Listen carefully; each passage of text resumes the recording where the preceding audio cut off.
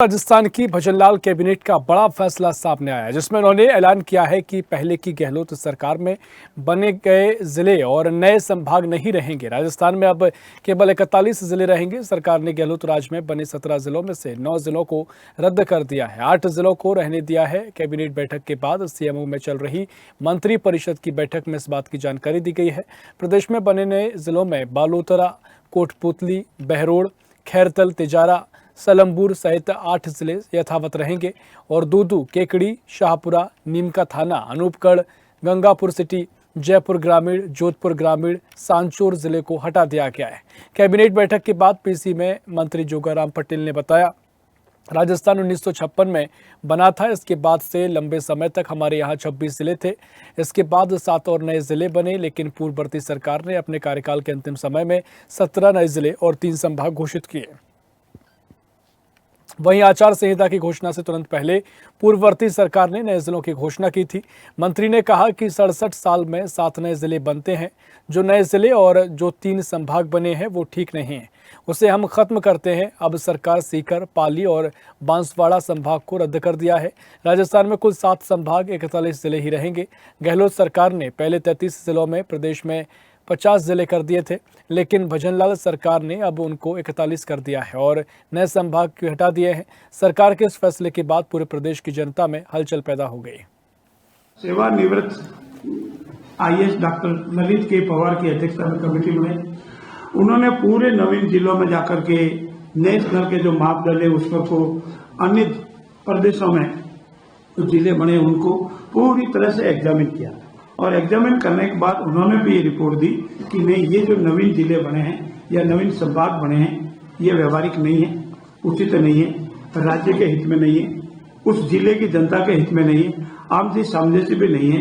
अनेक जगह विरोध हुए हैं, हड़तालें हुई है, धरना लगाए, इसीलिए उचित नहीं है। और इसीलिए सरकार ने ये निर्णय लिया है कि ये हमारी जो अविवेकपूर्ण निर्णय सरकार ने बजट के साथ साथ प्रशासनिक समस्याएं खड़ी कर दी और यही नहीं, आमजन ने अपने कार्यों को पहले जिलों के अनुसार कोई लाभ भी नहीं मिल पा रहा है। ऐसी स्थिति में हमारी सरकार ने तमाम परिस्थितियों को ध्यान में रखते हुए इस संबंध में समीक्षा करने हेतु जो हमारी समिति बनाई थी, हमारी जो एक्सपर्ट कमेटी बनाई थी, उनकी जो रिपोर्ट आई उनके आधार पर हमने तय किया है कि नवीन जिलों जो बनाए गए हैं उनको हम नहीं रखेंगे, उन जिलों की अभी आवश्यकता नहीं है और जो हमारे 3 संभाग बने हैं उनकी भी आवश्यकता नहीं है।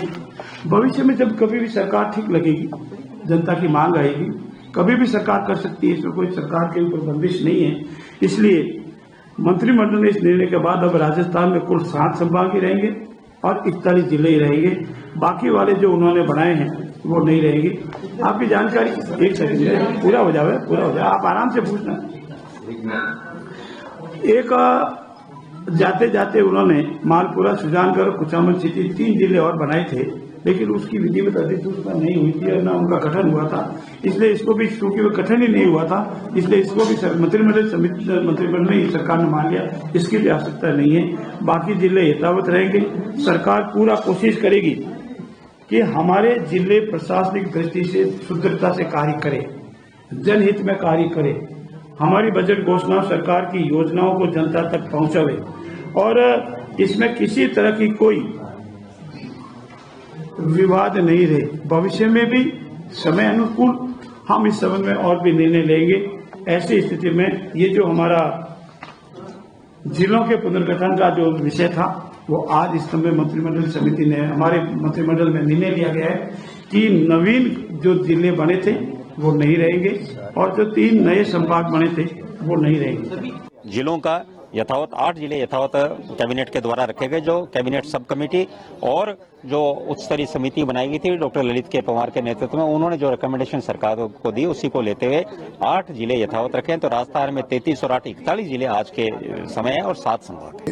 1 साल लगा दिया निर्णय करने में,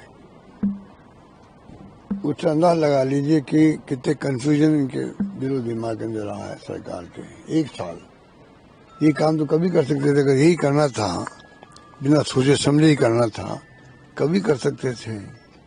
क्योंकि राजस्थान इतना बड़ा प्रदेश है, देश के अंदर नंबर 1 प्रदेश है राजस्थान, दूरियां बहुत दूर दूर हैं और उसके बावजूद भी जिले बनाए गए सोच समझ के बनाए गए। या कोई प्रशासनिक काम हो, स्कीमें क्यों नहीं हो, आराम से मॉनिटरिंग हो सकती है स्कीमों की। तो तमाम तरह से देखें तो छोटे जिले जो है वही मैं समझता हूँ कि लाभदायक है जनता के लिए। गुजरात हमसे कम आबादी वाला प्रदेश है, छत्तीसगढ़ बहुत कम आबादी का है, अगर वहाँ 33 जिले हो सकते हैं।